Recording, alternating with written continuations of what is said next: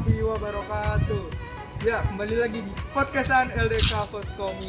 Sekarang kita udah masuk episode ke-7. Sini kita akan ngobrol-ngobrol bersama narasumber yang mantap. Yuk kita menuju narasumbernya. Assalamualaikum Bang Ali. Assalamualaikum Ali.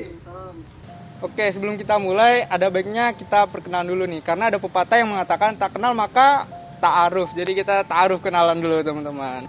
Oke, sebelumnya kita di sini udah protokol kesehatan ya. Kita boleh buka masker ya. Silakan, dipersilakan untuk buka masker. Ya, mungkin dari yang tengah-tengah dulu nih narasumber kita, Bang Fahri. Mungkin bisa perkenalan dulu gitu. Ya, baik teman-teman semua gitu ya, penontonnya YouTube channelnya LDK Foskomi gitu ya, dan Bang Fadil dan Bang Ali gitu ya. Alhamdulillah kita hari ini dikasih kesempatan gitu ya bertemu di siang hari ini gitu ya. Dalam keadaan baik, insya Allah tidak kurang satupun. Perkenalkan, nama saya Fahri Bagus Firmansyah gitu ya, atau biasa teman-teman panggil Kak Fahri atau Bang Fahri. Aneh lulusan STMI juga gitu ya, jadi orang dalam juga aneh gitu ya.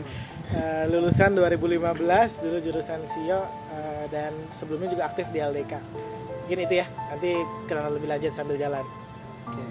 Oke, mungkin dari MC kita nih yang sebelah pojok sana bisa perkenalan. Mungkin perkenalan teman-teman juga ya.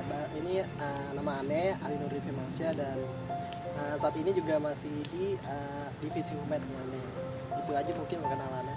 Oke, kalau dari Ane sendiri, perkenalkan nama Ane Muhammad Fadil Ihsan dari Kampus Politeknik STMI Jakarta di jurusan SIO. Mungkin sekarang bisa dimulai ya podcastnya, ngobrol-ngobrol gini. Gimana nih Bang Ali untuk pertanyaannya? Kira-kira kita mau bahas seputar apa sih? Bang Fahri, jadi kita nih kali ini pengen ngebahas podcastnya tentang pemuda nih, tentang anak muda, tentang generasi muda, tentang anak muda, tentang pemuda, pokoknya yang seputar tentang pemuda gitu. Nah, berarti sebelum kita mulai kita tahu dulu kali ya, anak muda itu apa sih? Ini definisinya kira-kira anak yang umurnya dari 17 sampai 30 kah, atau anak yang gimana sih anak muda itu? Iya, tadi ya, berarti kita sebelum kita bahas tentang pemuda, kita coba definisiin dulu gitu ya, pemuda itu seperti apa sih, identifikasi pemuda ini kayak gimana dan sebagainya gitu ya.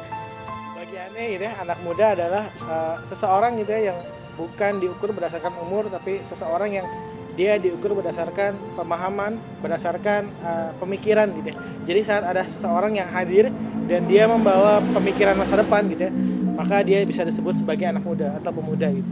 Dan sebaliknya gitu ya, saat ada orang yang dia justru membawa masa lalu, nah ini yang bisa disebut atau bukan tidak termasuk orang muda gitu. Jadi saat ada anak muda yang dia bisa membawa masa depan, pemikiran-pemikiran masa depan dihadirkan saat itu, maka dia bisa disebut sebagai pemuda. Jadi walaupun dia sudah senior sekalipun gitu ya, dia sudah sepuh sekalipun gitu ya, udah ya dalam tanda kutip mesti terlihat lebih tua, tapi yang dihadirkan justru adalah pemikiran-pemikiran masa depan, harapan-harapan masa depan, maka dia bisa disebut sebagai anak muda. Tapi sebaliknya, saat ada anak muda mungkin secara umur dia masih muda, secara penampilan dia masih kekinian gitu ya, tapi dia justru menghadirkan pemikiran-pemikiran masa lalu gitu ya, atau kalau zamannya atau eranya kita bisa disebut sebagai orang yang gagal move on gitu ya. Ya ini dia justru anak muda yang gagal move on, atau anak-anak muda yang membawa pemikiran-pemikiran masa lalu justru tidak bisa disebut sebagai anak muda, karena tadi muda adalah orang yang bisa menghadirkan masa depan, bukan masa lalu. Yes. Berarti kalau gitu kakek Ane masuk anak muda ya Bang? Iya, tergantung ya. Saat dia punya tujuan masa depan, saat dia punya pemikiran-pemikiran masa depan, ya masih anak muda. Tapi justru sebaliknya Fadil nih, bisa jadi bukan anak muda nih. Kelihatannya anak muda gitu ya, tapi kalau Fadil justru gagal move on gitu kan ya. Fadil justru membawa pemikiran-pemikiran masa lalu. Nah, ini yang jadi masalah gitu ya, jadi problem Fadil atau jadi problem kita semua anak muda yang masih gagal move on atau masih menghadirkan pemikiran-pemikiran masa lalu. Oke, tadi udah mantep banget ya untuk definisi anak mudanya itu sendiri. Nah, kalau sekarang Ane mau tahu nih Bang, kalau mengenai anak muda itu ada nggak sih Bang contoh mungkin di era Rasulullah, di zaman-zaman dulu itu mencerminkan pemuda yang benar gitu, yang bisa kita ikutin itu yang seperti apa sih Bang? Wah, Idealnya ya. Iya betul, gitu ya. Gimana sih? Contoh gitu ya, terus yang idealnya itu seperti apa gitu ya. Wah, Masya Allah gitu ya, keren banget ini. Ini bisa salah satu contoh gitu yang kita bisa jadikan sebagai rujukan kita gitu ya. Banyak kan ya anak-anak muda di zaman Rasulullah atau di zamannya para sahabat gitu ya, tabiin yang luar biasa, banyak anak muda yang bisa kita jadikan contoh, dan kalau disebutin mungkin terlalu banyak gitu ya. Kayak contohnya misal ada Muhammad Al-Fatih gitu kan, pastinya yang kita kenal sebagai seorang penakluk Konstantinopel gitu kan ya. Atau ada Sa'ad bin Abi Waqqas gitu ya, anak muda yang menjadi pemanah pertama gitu ya dalam Islam gitu. Hawkeye kalau di Marvel. Wih, luar biasa. Atau ya banyak gitu ya yang lain-lainnya gitu ya. Para penghafal Quran yang masih pada muda-muda juga gitu kan ya. Dan ada salah satu contoh juga di para sahabat Nabi gitu ya yang bukan sahabat, dia imam yang juga imam yang kebanyakan saat ini negara kita sedang ikutin gitu ya, mazhab 4 termasuk salah satu 4 imam mazhab yang kita ikutin dan mayoritas muslim di Indonesia itu ikutin gitu ya. Tidak lain dan tidak bukan siapa? Imam Syafi'i. Oh, kok tahu sih? Itu mazhab yang paling banyak dianut di Indonesia. Iya, mayoritas gitu ya. Iya. Nah, kita mau bahas Imam Syafi'i muda gitu kan ya. Nah, ini seseorang yang kita bisa jadikan sebagai contoh pemuda, teman-teman. Jadi ada 2 modal yang harusnya dimiliki oleh anak muda gitu ya. Pertama adalah pemahaman dan kedua adalah pergerakan. Jadi dua modal ini adalah modal yang harga mati gitu ya. Kunci yang harus dimiliki sama anak muda. Pertama kita bahas tentang pemahaman dulu ya teman-teman. Pemahaman, kita tadi mau bahas tentang kisahnya Imam Syafi'i muda gitu ya.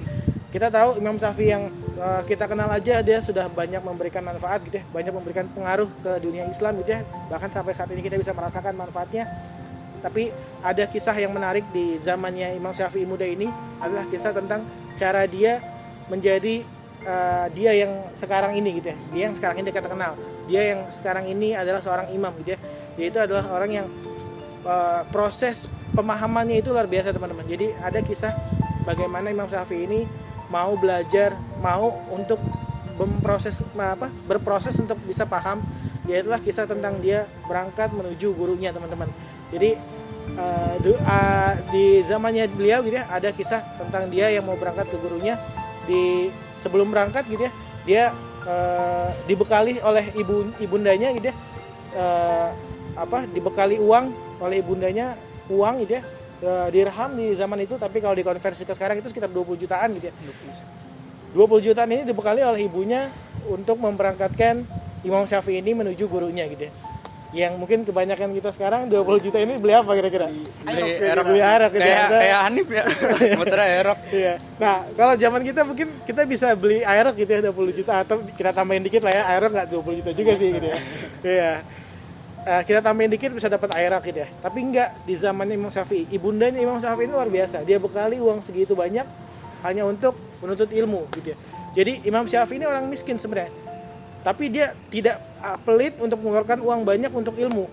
Jadi dia miskin uang tapi kaya ilmu gitu ya. Luar biasa. Jadi 20 juta ini dibekali oleh ibunya dan dijahit gitu ya. Karena untuk menjaga kehati-hatian ibundanya, dijahitlah duit itu di dalam bajunya gitu ya. Jadi zaman dulu nggak ada kantong tuh. Jadi kita buat jahit ya. Manual gitu kan ya, dijahit. 20 juta kan banyak gitu ya. Dijahit di bajunya. Nah, ada satu pesan dari si Imam Syafi'i ini kepada ibunya. Ya, bukan pesan, pertanyaan kepada ibunya yang bertanya kalau ibu, adakah pesan yang ingin kamu sampaikan kepada aku? Karena bisa jadi ini adalah pertemuan terakhir kita gitu. Jadi benar aja teman-teman. Jadi saat itu adalah pertemuan terakhirnya Imam Syafi'i dengan ibundanya, dan ibundanya hanya berpesan satu hal. Padahal itu adalah pertemuan terakhirnya dan tidak akan pernah ketemu lagi ibundanya dengan Imam Syafi'i ini. Pesan itu adalah satu. Apa tuh, Bang? Jaga kejujuran kapanpun dan dimanapun, dalam kondisi apapun. Jadi harus jujur. Itu kuncinya.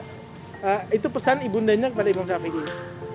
Dicermatilah baik-baik pesan itu, direnungi gitu ya, dan diterapkan sampai akhirnya Imam Syafi'i ini berangkat menuju gurunya tadi ya. Nah, Imam Syafi'i berangkat menuju gurunya bersama dengan kabilah-kabilah dagang pada zaman itu. Jadi berangkatlah Imam Syafi'i, tapi di pertengahan jalan gitu ya, Imam Syafi'i ini dan kabilah dagang tadi dirampok, teman-teman.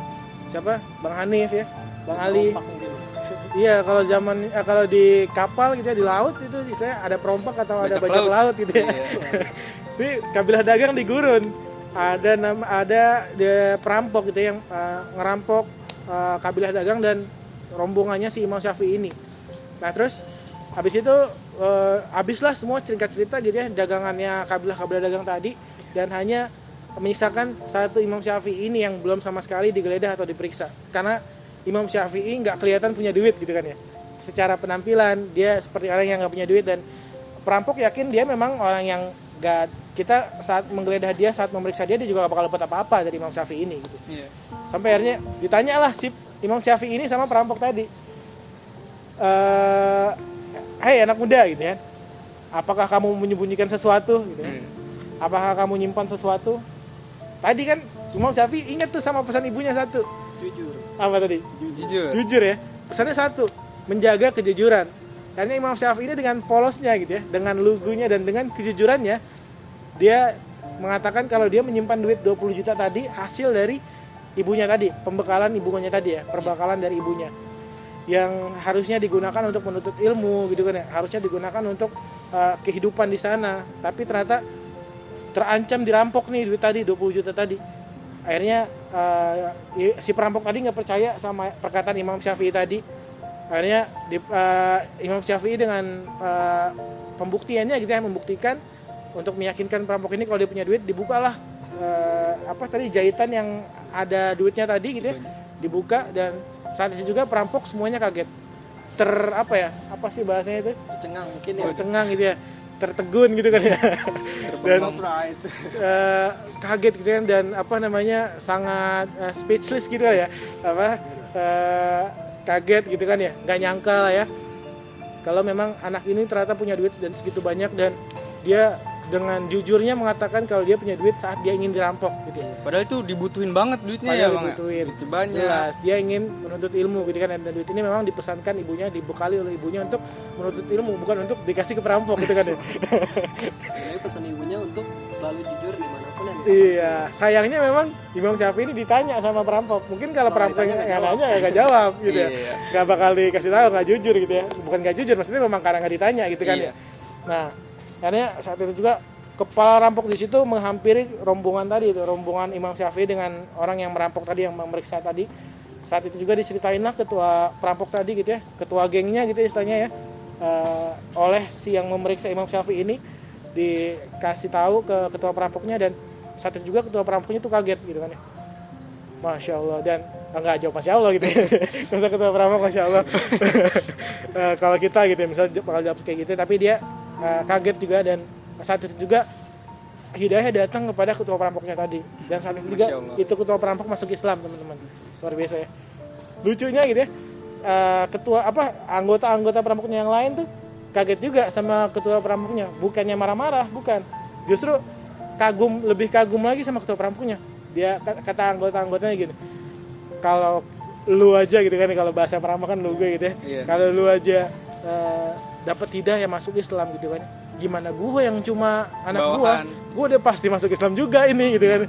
Lu aja yang istilahnya lebih parah dari gue, karena lu ketua gue, lu aja bisa tersadarkan gitu kan. Gimana gue yang cuma anak anggota lu gitu kan, ya gue juga ikut masuk Islam. Nah, saat itu juga perampok itu ngembaliin semua curiannya gitu kan, dan semuanya masuk Islam gitu. Nah, padahal si Imam Syafi'i ini tadi dia tuh masih dalam proses mau memahami sesuatu gitu kan. Mencari pemahaman. Mau belajar ya, mau mencari, mau berusaha untuk belajar gitu kan, dan belum belajar gitu kan, belum paham. Dari proses baru mau proses memahaminya aja, Imam Syafi'i itu udah bisa merubah seseorang gitu kan, udah bisa mau berubah segelintiran manusia gitu kan, orang-orang tertentu. Gimana kalau Imam Syafi'i ini bisa sudah paham gitu kan ya, sudah paham akan sesuatu, sudah paham sama ilmunya. Maka kita lihat Imam Syafi'i yang sekarang, saat dia sudah paham, dia bisa bukan hanya merubah segelintiran orang, bukan hanya merubah perampok, tapi merubah Satu dunia gitu kan ya. Masya Allah. Banyak dunia-dunia lainnya yang mengikuti mazhabnya Imam Syafi'i ini gitu ya. Salah satunya Indonesia gitu ya, mayoritas adalah penganut Imam Syafi'i gitu kan, kayak gitu. Nah, ini adalah modal pertama yang harus dimiliki sama anak muda tadi ya, pemahaman. Tadi kedua tentang apa? Pergerakan. Nah, ini pergerakan juga menarik teman-teman. Jadi selain pemahaman, kita juga harus punya namanya pergerakan gitu ya. Karena kalau dalam pepatah Islam, pepatah Arab gitu ya, disebutkan kalau ilmu tanpa amal bagaikan pohon tidak berbuah. Sama seperti halnya kita punya pemahaman tapi nggak mau bergerak, itu sama aja kita tidak membuahi pemahaman kita gitu. Pemahaman kita tidak ada manfaatnya gitu ya, tidak ada gunanya, tidak ada buahnya gitu, benar.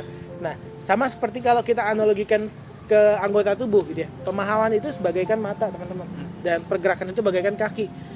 Bayangkan kalau kita bisa melihat tapi kita nggak bisa bergerak karena kita nggak punya kaki. Buat apa mata kita? paham nggak? Iya. Betul. akan diem aja di situ. Iya. Sebaliknya gitu ya. Kalau kita punya Kaki. mata gitu ya. Kalau kita punya kaki tapi kita nggak punya mata, yang ada apa? Nabrak. Kita jalan emang. Kita bisa bergerak, tapi jalan kita nggak beraturan gitu kan ya. Kita nggak punya tujuan. Kita nabrak-nabrak tadi, bener kata Bang Fadil. Karena kita nggak punya mata, kita nggak punya pemahaman. Jadi kaki dan mata ini adalah dua kombinasi yang harus dimiliki sama anak muda gitu ya. Karena selain dia bisa melihat, dia juga bisa bergerak.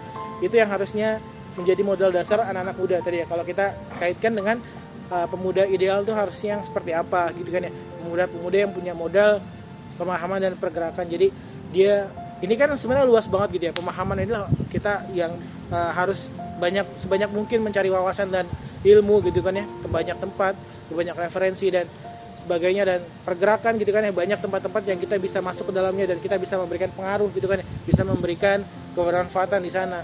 Mungkin itu modal yang bagiannya harusnya kita miliki sebagai bagian dari pemuda adalah pemahaman dan pergerakan gitu ya, kayak gitu. Berarti sebenarnya anak muda itu identiknya dengan pengen tahu gitu, kepo tentang sesuatu, makanya dia berusaha cari tentang pemahaman. Betul. Terus sama anak muda itu cepet juga buat menyerap sesuatu yang baru karena dia pengen tahu gitu.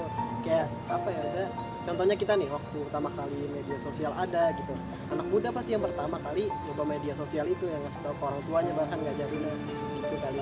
Iya betul banget. Jadi inisiator perubahan gitu kan ya, yang tadi orang tuanya nggak punya belum bisa sosmed gitu kan, anak muda ini dia coba untuk paham, dan dari pemahaman dia akhirnya dia mengajarkan ke orang tuanya gitu kan ya. Sip. Ngomong ngomong sosial media juga nih, sekarang tuh kayaknya lagi banyak yang viral tentang quarter life gitu. Gimana sih emang apa quarter life itu ada di zaman sekarang doang, di generasi Z sekarang, atau dari dulu sebenarnya udah ada gitu? Terus cara kita nyikapinnya gimana sih tentang quarter life itu? Wah menarik nih ini. Quarter life ya. Agak berat juga tapi. Coba kira-kira apa Bang Fadil? Quarter life itu apa? Aduh, aku kurang update. Iya, quarter life ini salah satu penyakitnya anak muda gitu ya, yang saat ini sedang digandrungi anak muda, istilah-istilah quarter life crisis dan sebagainya gitu kan ya, yang kalau menurut Ane ini sesuatu yang sebelumnya sebelumnya di zaman Rasulullah pernah dialami, tapi bukan seperti eranya kita gitu loh. Jadi Rasulullah juga pernah sedih gitu kan ya. Rasulullah juga pernah galau, bahkan ada yang istilah disebut dengan tahun kesedihannya Rasulullah gitu kan ya, saat ditinggal oleh pamannya gitu kan ya, kayak gitu. Nah itu adalah salah satu contoh kesedihan. Tapi kan quarter life crisisnya di kita ini adalah sesuatu kondisi di mana kita merasa hidup kita itu nggak punya manfaatnya, nggak punya tujuan gitu ya. Hidup kita kayak nggak berarti gitu aja gitu ya. Kita nggak tahu kita harus mengarahkan diri kita kemana, kita nggak tahu tujuan hidup kita kemana dan sebagainya. Ini definisi quarter life crisis yang sekarang ini sedang viral gitu, sedang digandrungi teman-teman. Nah tadi ya, kalau menurut Ane quarter life crisis ini adalah awal mula dari entah sejak kapan kita mulai mencoba untuk menjadikan kehidupan orang lain itu sebagai parameter kita menjalani hidup gitu. Paham nggak? Iya. Negara api menyerang mungkin. Iya. Jadi pertanyaannya adalah sejak kapan kita mulai menjadikan kehidupan orang lain sebagai parameter kita menjalani kehidupan? Kalau menurut Ane mungkin sejak era adanya sosial media gitu, di mana banyak orang-orang itu yang mengupload untuk pamer-pamer gitu. Jadi ketika ada seseorang yang lagi pergi liburan itu diupload, ketika orang memiliki kesenangan lagi makan itu diupload. Nah itu orang lain yang melihat pasti akan berpikir, wah itu enak ya, yang di sosial media itu, yang dilihat itu. Nah maka timbullah, wah kayaknya apa yang kita miliki itu kurang deh, nggak seperti dia. Nah itu yang menyebabkan adanya seperti itu. Menurut Bang Fahri gimana? Iya, jadi Bang Fadil gitu ya, quarter life crisis ini sebenarnya bisa dihindari dengan cara kita kita kembali ke fitrah kita kembali kepada pesannya Rasulullah gitu ya, kita kembali kepada sesuatu yang sudah diminta oleh Rasulullah. Kalau Rasulullah itu pernah sampaikan ke kita gitu ya, pernah memesankan sesuatu ke kita, kalau kita itu harusnya lebih baik daripada hari kemarin, bukan lebih baik daripada orang lain gitu kan ya. Karena ya itu pesannya Rasulullah, kita harus lebih baik daripada hari kemarin, bukan lebih baik daripada orang lain. Kita lebih baik dari hari kemarin tuh hari kemarinnya orang lain apa hari kemarinnya dari kita sendiri? requirementnya diri kita sendiri. Iya. Jadi kita harus lebih baik daripada hari kemarinnya dari kita sendiri daripada orang lain. Kita harus lebih baik daripada hari kemarin, bukan lebih baik daripada orang lain. Nah itu yang harusnya kita jadikan sebagai pedoman hidup kita, gitu ya. Jadi kita nggak harus melulu menyesuaikan kehidupan kita dengan kehidupan orang lain. Kita harus fokus dengan kemampuan kita, potensi yang kita miliki. Jadi kita bisa menghindari hal-hal semacam itu. Jadi karena kita fokus terhadap diri kita sendiri, kayak gitu mungkin ya. Nah, kira-kira ada lagi nggak sih dari Bang Fadil nih? Tadi kan udah quarter life, berarti ada di setiap zaman itu anak muda pasti ada kondisi yang quarter life, tapi quarter life itu beda-beda di setiap zaman. Kalau di kita sekarang ini lagi quarter life-nya mungkin lihat orang lain lebih hebat dari kita, atau orang lain lebih maju dari kita, walaupun sebenarnya nggak salah juga kayaknya orang lain upload postingan itu, tapi tinggal diri kita aja gitu yang berubah gitu, prinsip kita gimana sih dengan orang lain. Mungkin ada lagi nggak nih yang lain gitu yang sama kayak quarter life kira-kira dari zaman dahulu yang udah sekarang ke bawah juga gitu. Bang Fadil nih. Oke, pada saat kita membahas tentang quarter life, pasti muncul beberapa pertanyaan-pertanyaan gitu. Salah satunya adalah kita ini harus kuliah dulu, S2 dulu, atau menikah dulu, atau harus mapan dulu, atau menikah dulu. Nah itu gimana Bang Fahri? Iya, ini menarik gitu ya. Salah satu cabang yang dimiliki oleh quarter life crisis di dalamnya adalah kita bingung menentukan arah pilihan gitu kan ya. Saat nanti misal Fadil atau Aldi sudah lulus gitu ya, lulus dari kampus nih mau lanjut S2 atau mau kerja dulu gitu kan ya, atau mau mapan dulu atau mau nikah dulu gitu kan ya. Nah ini kembali ke diri kita sebenarnya, kemampuan diri kita itu di mana gitu kan ya, potensi yang kita miliki di mana, dan dari situ kita bisa menentukan, karena setiap orang kan beda-beda gitu ya kemampuannya. Kalau memang dia ternyata mampu untuk kuliah dulu, ya silahkan lanjut S2. Kalau memang dia lebih suka kuliah dulu gitu ya. Tapi kalau memang mau kerja dulu juga silahkan. Jadi kembali ke dirinya masing-masing. Oh berarti gitu ya Bang Fahri ya. Salah satu cara ngatasin quarter life itu gimana caranya kita itu berusaha jadi lebih baik di hari besok dari diri kita yang pada hari ini gitu, bukan ngelihat dari parameter orang lain. Betul banget. Misalnya juga nggak kepikiran itu orang lain kok bisa lebih maju kayak gitu, padahal tiap orang kan kemampuannya juga beda-beda gitu. Tapi tetap bisa orang lain itu jadi motivasi buat kita lebih maju lagi. Betul, keren gitu. Sip. Ya udah mulai silau nih Bang hari ini. Iya nih, Masya Allah, Alhamdulillah ya. Kita gimana nih? Apa nih? Mau pindah aja apa? Boleh ya? tempat. Kita cari yang lebih enak gitu, Phil. Oke, yuk. Gas lah.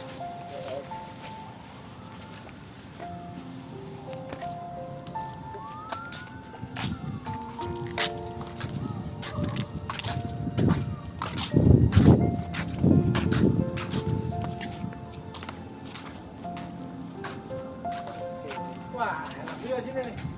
Lebih adem ya Bang? Alhamdulillah, saya lebih mendukung nih. Jadi kita sebagai manusia itu wajib memiliki tujuan ya Bang ya? Iya dong. Contohnya aneh misalkan kan sekarang kuliah di Bang, jadi pasti nanti tujuannya setelah kuliah aneh bisa kerja, bisa lanjut S2, bisa juga lanjut nikah. Itu bukan Bang? Bener banget tadi Fadil tentang tujuan pernikahan gitu ya. Jadi ada juga cerita tentang salah satu pentingnya tujuan pernikahan gitu ya, yang ceritanya juga cukup masyhur dan pernah dibawakan juga sama ustadz kita, dan mungkin Fadil sama Ali juga sudah tahu gitu ya.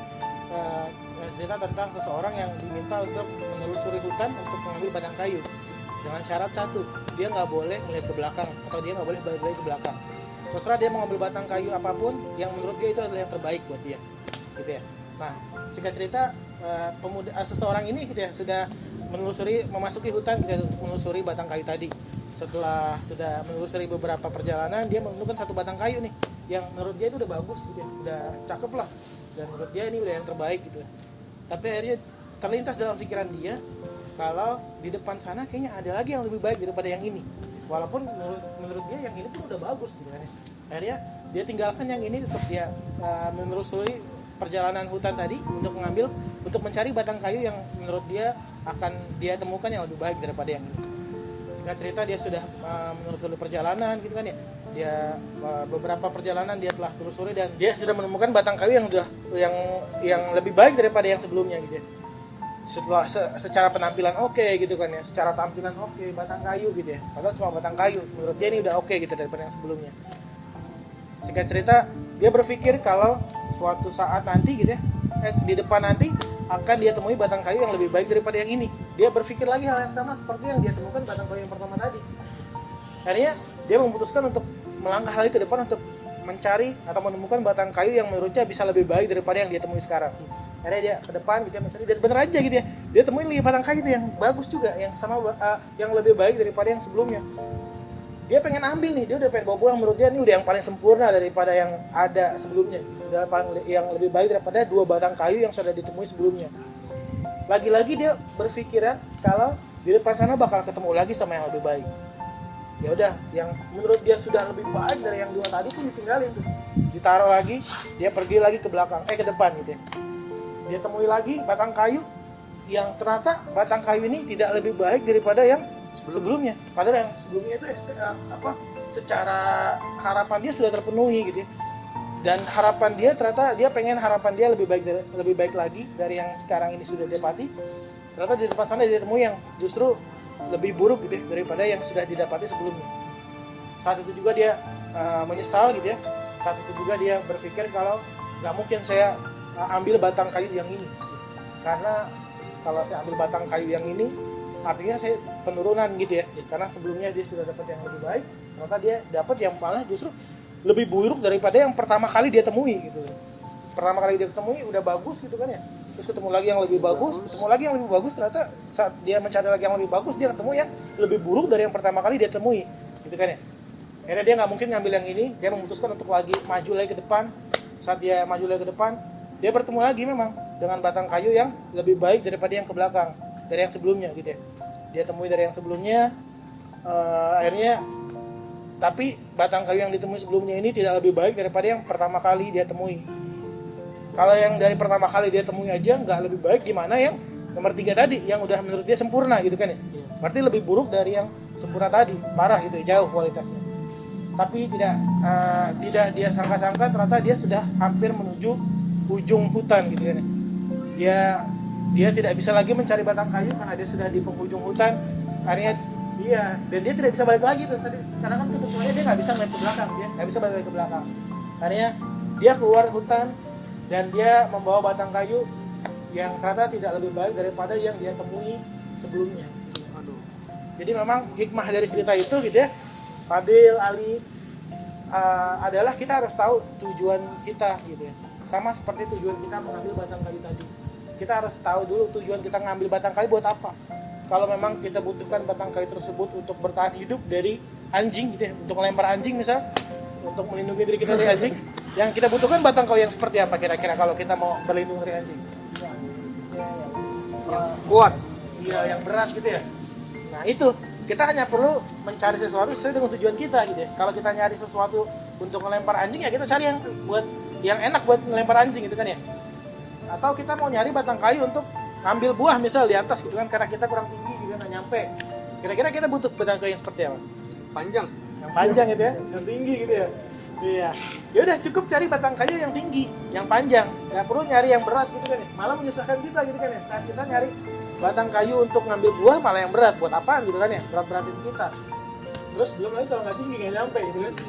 Ujung-ujungnya itu batang kayu buat ngelempar buah, bukan ngelempar anjing gitu. Belum tentu kena. Tanya pakai yang tinggi gitu kan ya, batang kayu. Oke. Atau kita mau cari batang kayu untuk kita jual. Ya udah, kita cari batang kayu yang memang sesuai untuk pasarnya gitu kan, sesuai dengan kebutuhan pasar. Kita cari misal yang secara bentuk sesuai dengan bangunan-bangunan gitu kan, untuk keperluan bangun-membangun, untuk kebutuhan konstruksi dan sebagainya. Ya udah, cari sesuai dengan kebutuhan kita. Sama seperti cerita tadi. Cerita tadi itu menggambarkan seseorang yang dia hanya mencari yang terbaik tanpa tahu tujuannya gitu kan ya. Tanpa tahu tujuan dia mencari itu untuk apa gitu kan. Karena kebanyakan dari kita terkadang terlalu sibuk mencari yang sempurna sampai kita kehilangan yang terbaik gitu kan. Iya, jadi kayak gitu ya, hikmah tentang tujuan hidup gitu. Ya, mungkin kayak gitu Fadil, Ali gitu ya.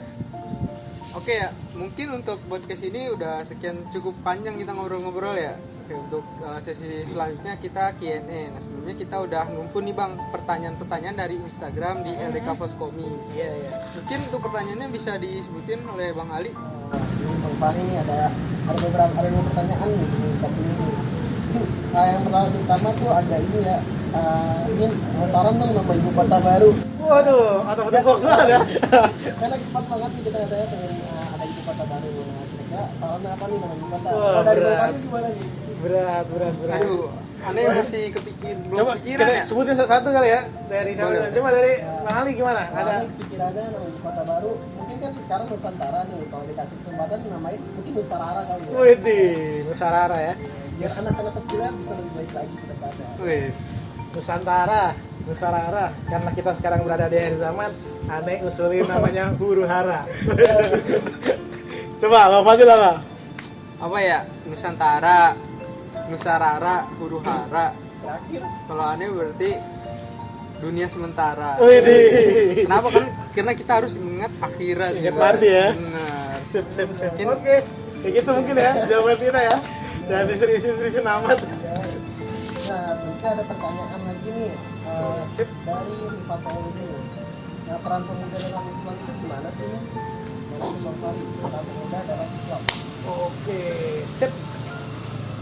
Ya, sebelum itu kita peran pemuda ini sebenarnya kan kita kaitkan dengan kita harus merenung gitu ya, suatu saat nanti kita harus ingat masa depan bangsa ini gitu ya, kepemimpinan bangsa ini suatu saat nanti akan berada di tangan kita, dan bagaimana masa depan ini juga bergantung gimana kita saat ini gitu. Jadi kalau saat ini kita sudah baik gitu ya, saat ini kita sudah selesai sama diri kita sendiri, kita bisa memimpin diri kita sendiri, maka suatu saat nanti bukan tidak mungkin kita juga bisa memimpin bangsa ini, kita bisa membawa masa depan untuk bangsa ini gitu ya. Dan sebuah peradaban tidak akan lahir gitu ya dari generasi muda yang hanya mementingkan sosmednya pribadi, tapi diam ketika dimintai untuk mengkritisi.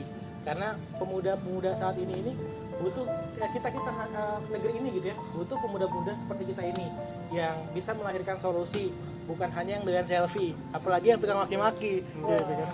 Karena sudah menjadi tugas kita gitu ya, sudah menjadi tugas maha besar kita suatu saat nanti untuk bisa melahirkan peradaban, mewarisi kebaikan dan memberikan kejayaan. Mungkin itu kali ya peran pemuda yang kita bisa hadirkan.